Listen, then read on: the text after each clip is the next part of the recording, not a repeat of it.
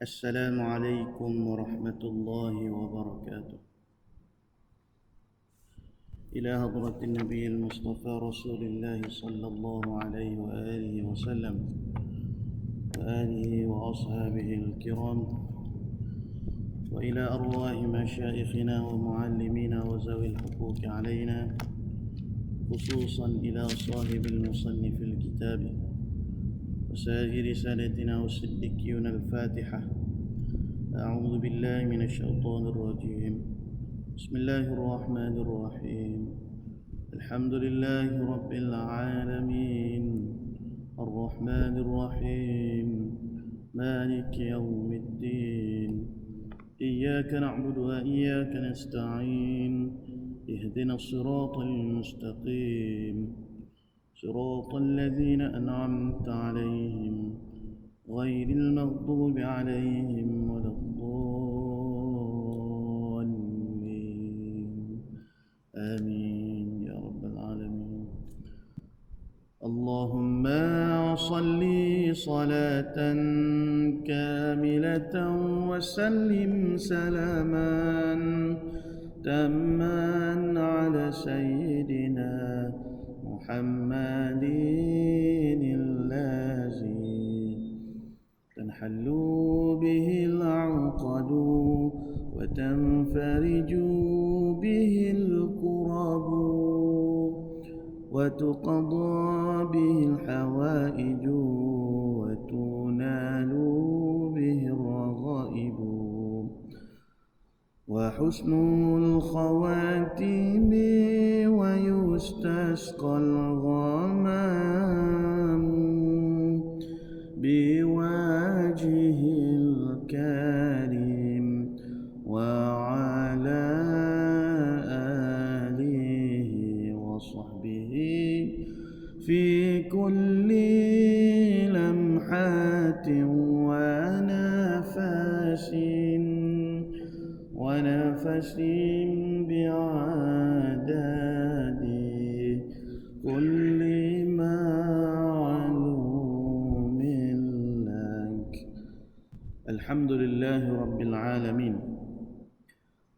والصلاة والسلام على أشرف الأنبياء والمرسلين وعلى آله وصحبه أجمعين.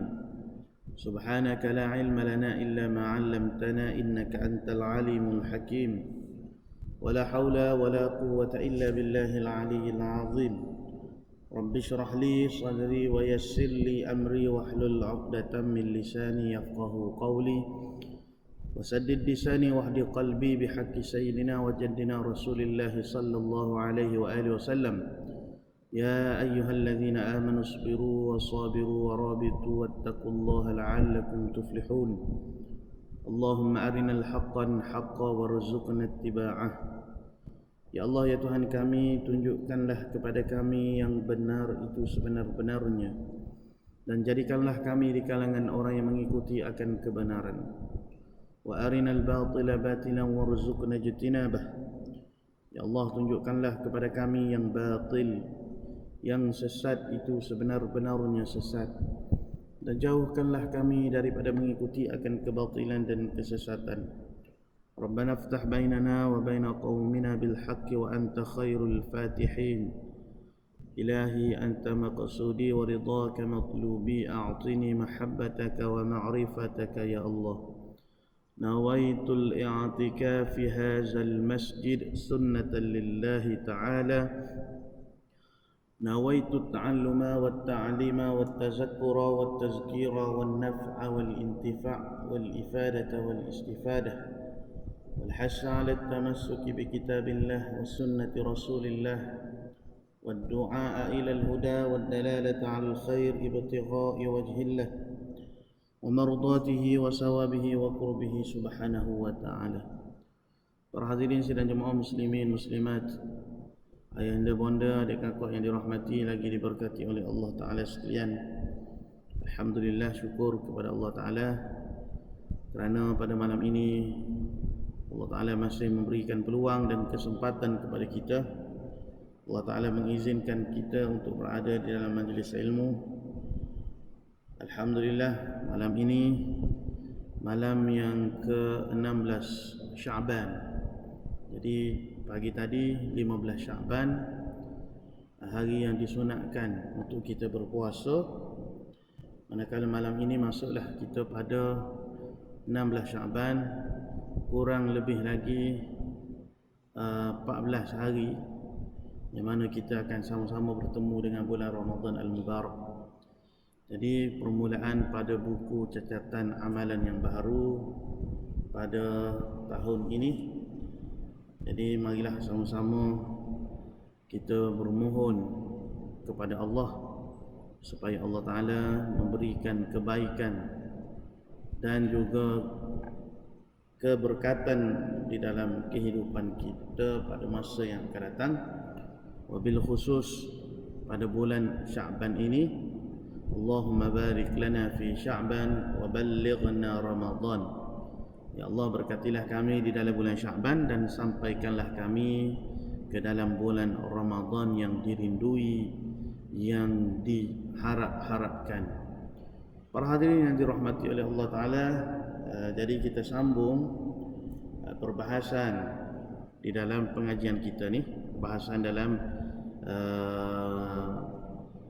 tajuk kita masih lagi membicarakan tentang zikrul maut. Jadi pada pertemuan yang lalu kita ada menyebutkan berkenaan dengan permasalahan ataupun persoalan-persoalan yang lazim berkenaan dengan adab menziarahi kubur. Nah, baik. Jadi seperti mana yang kita sebut pada pertemuan yang lepas, kata Al-Imam Al-Hafiz Taqiyuddin As-Subki, tujuan utama kita menziarahi perkuburan, bahkan di antara sunnah yang dilakukan oleh Rasulullah sallallahu alaihi wasallam pada malam nisfu Sya'ban, semalam lah, seperti mana hadis yang diriwayatkan oleh Sayyidatina Aisyah radhiyallahu anha, satu malam Aisyah telah kehilangan Nabi di tempat pembaringan, mana di bilik Aisyah tu beliau mencari-cari baginda Nabi Muhammad sallallahu alaihi wasallam, dan didapati ketika itu Nabi telah menziarahi perkuburan Baqi'. Jadi ketika itu Aisyah cari-cari, rupanya Nabi duduk di Baqi', maknanya Nabi melakukan ziarah kubur. Bila tu? Pada malam nisfu Sya'ban. Maka Aisyah pun kata kepada Rasulullah, aku menyangka engkau berada di dalam ataupun berada di rumah isteri-isteri engkau yang lain. Jadi Nabi kata, wahai Aisyah, sesungguhnya Allah dan Rasulnya tidak pernah sekali-kali meninggalkan engkau. Maka ketika itulah Nabi menyebutkan, sesungguhnya pada malam nisfu Sya'ban ini Allah Ta'ala telah turun ke langit dunia, yakni Allah Ta'ala telah membentangkan rahmat dan kasih sayang dia, bahkan kelembutan dan juga pengampunan Allah. Wabil khusus pada malam nisfu Sya'ban itu melebihi daripada pada malam-malam yang lain. Bahkan tidak ada malam yang lebih afdal selepas daripada malam Lailatul Qadar, iaitulah malam nisfu Sya'ban. Jadi Allah Ta'ala menghuraikan tangan, innallaha yabsutu yadahu. Allah Ta'ala menghuraikan tangannya dengan mana Allah Ta'ala membuka seluah-luah rahmat dia pada malam tersebut, sehinggalah terbitnya matahari, sehingga terbitnya fajar pada 15 Sya'ban, pagi tadilah. Baik. Jadi tujuan kita menziarahi kubur, bahkan itu juga adalah sunnah Rasulullah, dan di antara perkara yang dilakukan oleh Rasulullah pada malam nisfu Sya'ban adalah menziarahi perkuburan.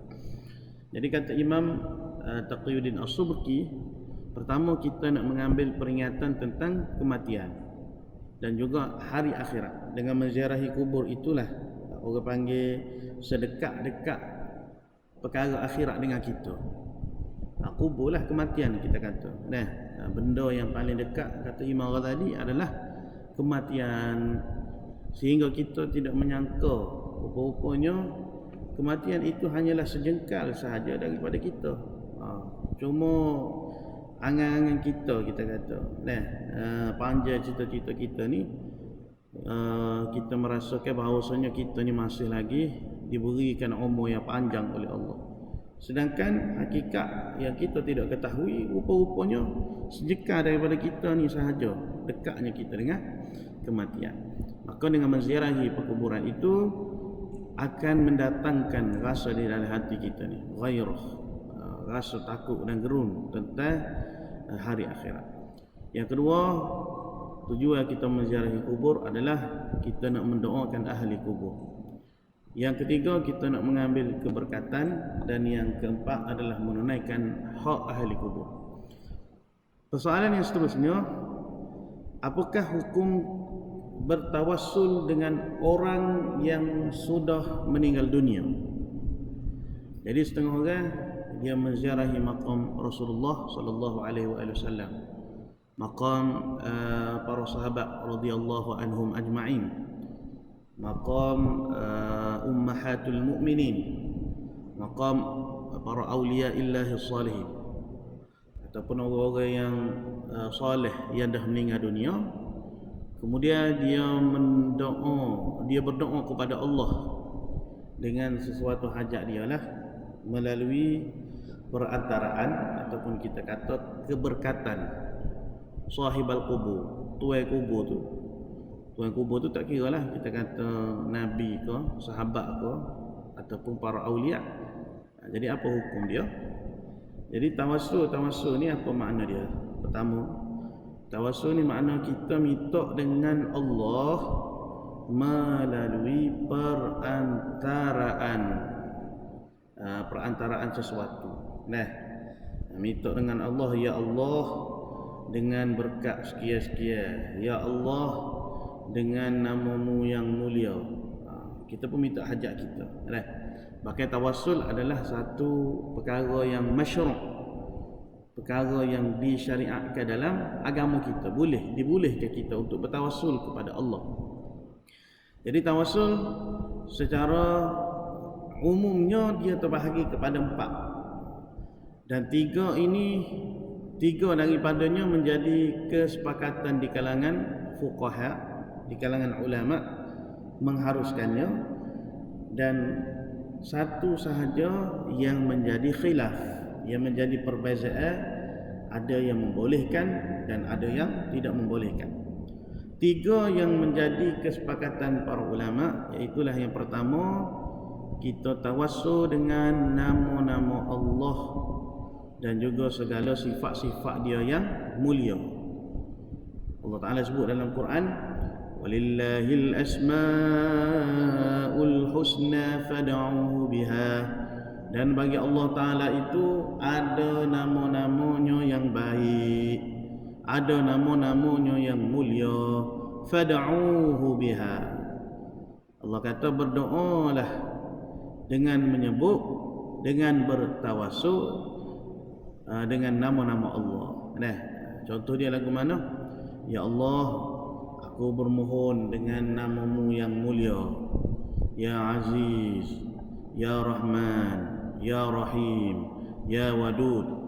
Ataupun kita doa qunut nazilah, Ya Muntaqim, Ya Jabbar, Ya Mutakabbir, Ya Hayyu, Ya Qayyum, Ya Dzal Jalali wal Ikram, Ya Dzul Quwwatil Matin. Tu dia panggil nama-nama Allah yang mulia. Nama dia ada yang kita kata bersifat dengan jalal. Jalal ni makna besar, megah, kebesaran, kekerasan. Ya Muhaimin, Ya Aziz, Ya Jabbar, Ya Mutakabbir.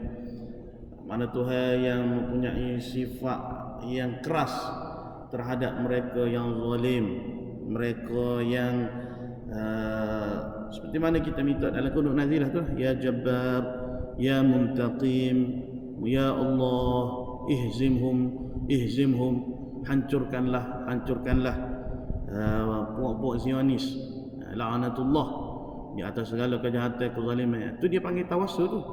Kita minta dengan Tuhan melalui nama-nama dia yang megah, yang hebat, yang besar, yang mempunyai kebesaran, kita panggil. Dan ada juga nama-nama Allah ni yang kita panggil jalal, kemudian ada yang cantik, jamal, ataupun jamil, rahim, wadud, latif, adlun, Tuhan yang maha pemurah, adlun, ilahun wahidun, barun, raufun bil abid. Jadi Tuhan ni maha lembut dia terhadap hamba-hamba dia, walau sejauh sebanyak mana kita melakukan penderhakaan kepada dia, tapi dia masih lagi menerima kita sebagai hamba dia. Dia masih lagi memaafkan kita.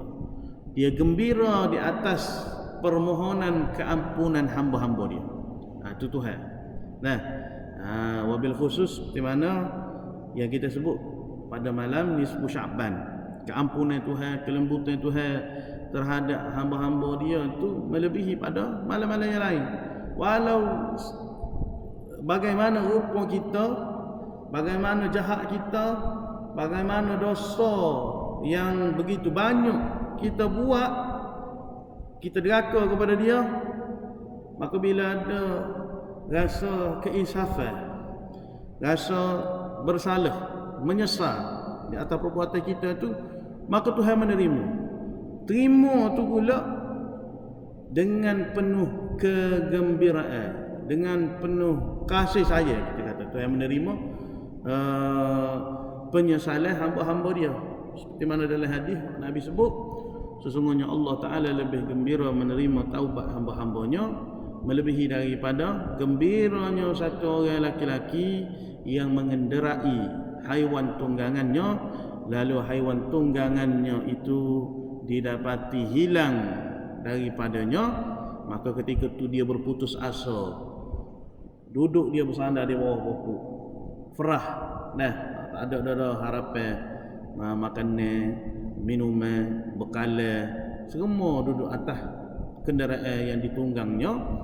Ketika itu tiba-tiba binatang tunggangnya dia tadi itu kembali kepada dia, menemui dia balik. Masa tu gembira dia, kerana setelah mana dia berputus asa, berputus harap di atas kehilangan binatang tunggangnya dia, kemudian dia mendapati binatang tunggangnya dia tu sudah berada di hadapan dia, sehingga dia berkata, anta abduka wa ana rabbuk, engkaulah hambaku, akulah Tuhan engkau.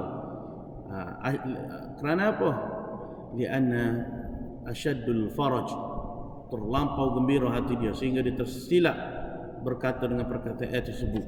Sedangkan apa yang hendak dia katakan, ana abduka wa anta rabbu wa anta rabbik, aku adalah hambamu dan engkaulah Tuhanku. Jadi nak cerita kepada kita, Allah Ta'ala ni maha penyayang, maha pengampun, maha pemaaf. Walau apa sahaja, walau sejauh mana kita lakukan dosa kepada dia, bila kita nak minta maaf, nak kembali kepada dia, dia lah maha pengampun. Walau sejauh sebesar mana pun dosa yang kita lakukan. Baik. Itu yang pertama, kita tawassul dengan nama-nama Allah yang mulia. Yang kedua, kita tawassul kepada Allah dengan amalan soleh yang kita lakukan. Lagu mana? Seperti seorang itu dia bertawassul dengan keimanannya kepada Allah, dengan sedekah yang dia lakukan.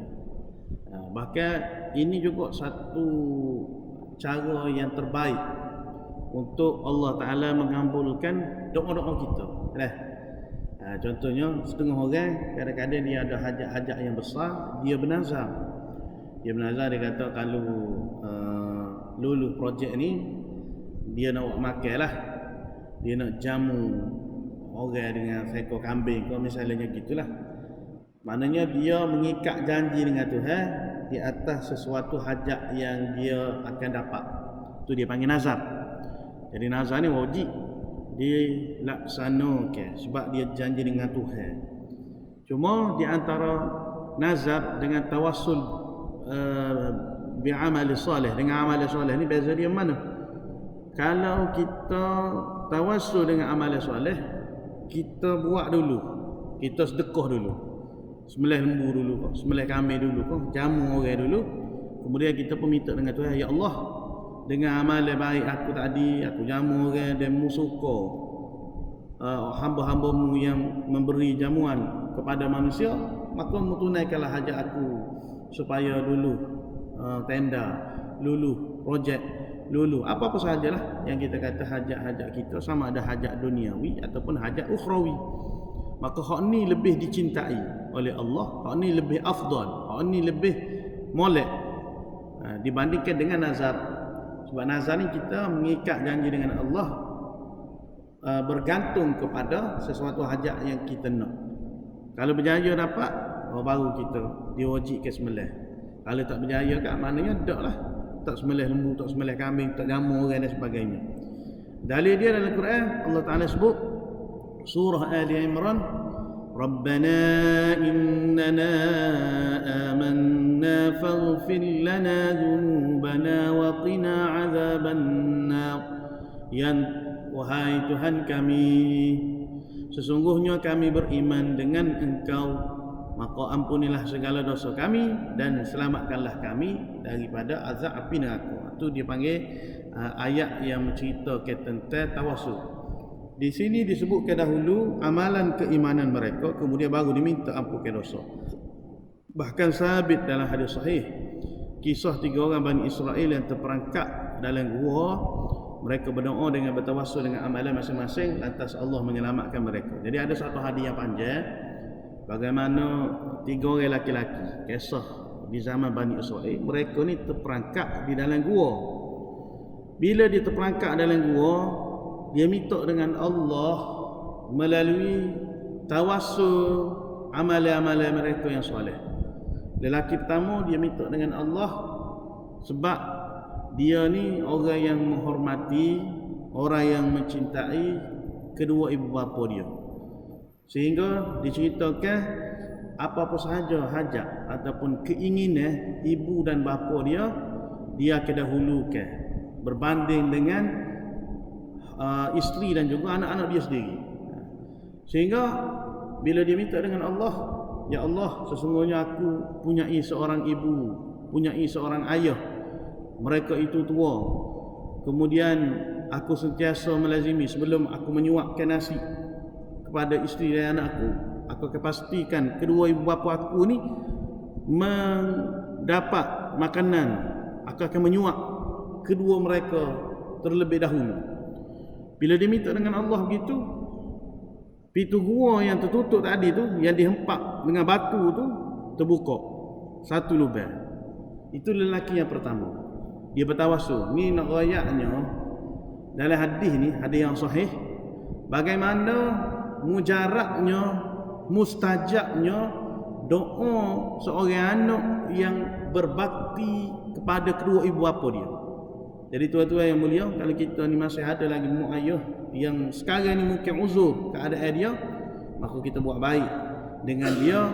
Nescaya Allah Ta'ala memandang kita tu dengan penuh kasih sayang. Cara kita nak dapat pandangan kasih sayang Tuhan ni, hak paling mudah kita kata kita nak buat, ada mak ayah hak sedang uzur, yang sedang tua, kita berbakti buat baik kepada dia. Dalil dia hadis hak Nabi cerita. Jadi bila lelaki yang pertama ni dia minta dengan Tuhan, dia bertawassul, ya Allah, aku rajin buat baik pada kedua ibu bapaku sekian ni, maka tolonglah supaya kami dapat keluar daripada gua ni yang telah kami terperangkap daripada, terbuka sedikit daripada batu yang menghempak gua tersebut. Lelaki yang kedua ni pula, ini menarik. Bagaimana dia lari ataupun dia selamat diri dia, diselamatkan diri dia daripada terjatuh ke lembah penzinaan. Jadi dia kata, ya Allah, dulu aku pernah digoda oleh satu orang wanita yang cantik rupanya. ketika mana kami sedang bersama, yang mana ketika tu tidak ada orang tak tahu perbuatan kami ni. Bahkan aku ni telah berada di antara dua kangkangnya. Maknanya memang masa tu dia pun nak pada orang Tina tu. Dan orang Tina tu hampir sahaja untuk melakukan perzinaan dengan dia. Cuma ketika mana dia tak sempat nak melakukan, maknanya duduk di celah kaki dah tu, waktu tu dia mari menyesal. Dia takut dengan perbuatan yang dia buat, dia lari. Bila dia lari, dia minta dengan Allah. Ketika tu Nabi SAW menyebutkan satu orang laki-laki yang lari daripada zina, sebab waktu tu dia tak dipanggil berzina lagi lah, sebab tidak dimasukkan lagi tak dukhul lagi, kita kata tak masuk lagi hasyafah ke dalam farash wanita tersebut. Cuma dah dekat-dekat dah nak berlaku, tapi dia menyesal, dia rasa bersalah, dia lari daripada perkara tersebut. Maka ketika itu Allah Ta'ala memandang dia dengan pandangan kasih sayang juga. Kerana adanya keimanan di dalam hati dia, dia teringat kepada Tuhan, dia rasa menyesal, dan rahmat Allah Ta'ala juga yang menyelamatkan dia daripada terjatuh, terjerumus pada lembah pizin. Maka dia minta dengan Allah, ya Allah, waktu tu aku lari dan aku menyesal kepadamu, maka dengan kebaikan yang aku lakukan, ketaatan yang aku tinggalkan kerana takut pada Engkau, ya Allah, maka membukakanlah pintu gua, terbuka pintu gua tu. Hinggalah lelaki yang ketiga pun dia berdoa kepada Allah dengan bertawassul juga. Kamu tak ingat apa amalan dia cuma nak diceritakan setelah mana ketiga-tiga orang lelaki tadi tu yang terperangkap dalam gua berdoa dengan Allah melalui amalan soleh yang dia lakukan, Allah Ta'ala makbulkan hajat mereka. Akhirnya ketiga-tiganya selamat daripada terperangkap, terkurung di dalam gua. Maka kita boleh buat apa-apa sahajalah. Kita kata mungkin ada sepanjang hidup kita ni satu amalan yang ikhlas, yang Allah Ta'ala terima amalan tersebut, maka kita minta hajat dengan Tuhan. Ya Allah, aku ada amalan hak soleh yang aku pernah buat. Misalnya kita kata aku pernah melihat satu ekor binatang yang kelaparan, kucing ke apa-apa sahajalah, binatang yang lemas aku selamatkan, binatang yang berada di tengah-tengah jalan, kura-kura nak nitah jalan tiba-tiba kita pun berhenti kata ambil alih tak tepi, selamatkan dia daripada dilanggar. Itu amalan yang baik, amalan yang soleh, amalan yang dipandang oleh Allah dengan rahmat dan kasih sayang dia. Jangan kita menganggap benda tu benda yang kecil dah. Bahkan kadang-kadang hak tu lebih besar daripada ibadah kita sembahyang 5 waktu. Marah orang kalau kata begitu. Kenapa? Sebab boleh jadi kita buat perkara tersebut dengan ikhlas, tidak ada tujuan yang lain. Sedangkan sembahyang-sembahyang yang kita buat ni mungkin ada percampuran niat, mungkin ada tujuan yang lain, mungkin kita mengharapkan pandangan manusia. Jadi yang ikhlas itu nilainya lebih besar di sisi Allah. Tapi kalau kedua-duanya ikhlas, sembahyang kita pun ikhlas, kita menolong seekor binatang pun ikhlas, maka sudah tentu sembahyang itu lebih besar nilainya. Dalil dia seperti mana kisah yang kita biasa dengar lah. Satu orang perempuan yang pernah menjadi pelacur, akhirnya dia memberi minuman kepada seekor anjing yang kehausan ketika itu. Lalu dia pun mati, maka Allah Ta'ala mengampuni segala dosa-dosa dia. Tapi ulama sebut, waktu dia memberi anjing itu minuman, ketika itu dia pun sudah dalam keadaan yang tua, sudah tidak ada harapan lagi untuk kembali kepada dunia pelacuran dia, dan dia betul-betul nak bertaubat kepada Allah. Maka dengan amalan dia yang kecil itu, dia mendapat rahmat, mendapat kasih sayang Allah dan sebagainya. Sebab kadang-kadang ada orang dia gunakan dalil tersebut sebagai hujah, kita ni hak mari semaya ke masjid belum tentu lagi syurga ke neraka, sedangkan pelacur pun Allah Ta'ala masukkan ke dalam syurga. Tu tak betul tu. Orang cakap gitu tu, mana dia tak rayak habis dia royak separuh, dia tinggal separuh. Apa yang dimaksudkan dalam hadis tersebut, supaya kita ni sentiasa memelihara, menjaga hati kita supaya benar, supaya betul, supaya jujur dengan Allah Ta'ala. Bahkan dalam ibadat yang kita buat ini sudah kewajipan yang mesti kita laksanakan, perintah Allah. Cuma bukan sekadar ketaatan yang zahir kita kena laksanakan, bahkan ketaatan yang batin, iaitu tujuan hati kita tu dalam melaksanakan ibadat pun perlu kita jaga dan laksanakan. Baik, yang ketiga iaitu kita tawassul kepada Allah dengan doa orang yang soleh atau dengan doa saudara kita. Saudara kita lah. Seperti mana firman Allah Ta'ala dalam surah Yusuf, qalu ya abana astaghfir lana dhunubana inna kunna khati'in qala sawfa astaghfir lakum rabbi innahu wal ghafurur rahim. Mereka berkata, wahai ayah kami, mintalah ampun bagi kami akan dosa-dosa kami, sesungguhnya kami adalah orang-orang yang bersalah. Nabi Yaqub berkata, aku akan meminta ampun bagi kamu dari Tuhanmu, dari Tuhanku, sesungguhnya dia jualah yang maha pengampun lagi maha mengasihani. Jadi ayat ini menunjukkan mereka, yakni anak-anak Nabi Yaqub ni meminta doa ataupun meminta Nabi Yaqub tu berdoa kepada Allah agar diampuni dosa-dosa. Jadi hak ni macam kita biasa buat jugalah, kita jumpa orang soleh di kampung kita ni, tok guru, orang-orang yang mustajab doa, minta semaya ajak tok guru, minta wa'ai tawaf misalnya, supaya diperkenankan hajat kita, permohonan kita dan sebagainya. Itu pun dibolehkan. Dipanggil apa tu? Tawassul jugalah. Tawassul.